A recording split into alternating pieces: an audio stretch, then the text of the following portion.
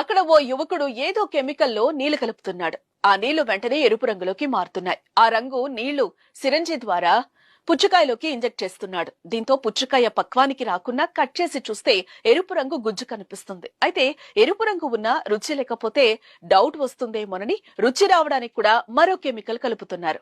ఇలా పలు రకాల రసాయనాలు కలుపుతున్న ముఠా ఒకటి పోలీసుల కంటపడింది.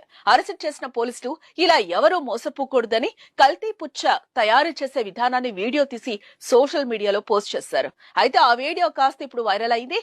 ఇది చూసిన నెటిజన్లు రకరకాల కామెంట్లతో హోరెత్తిస్తున్నారు. కావేవి కల్తీకి అనర్హమని ఒకరంటే, తెల్లనివన్నీ పాలు కావు, ఎర్రనివన్నీ పుచ్చా కావు అని పెడుతున్నారు.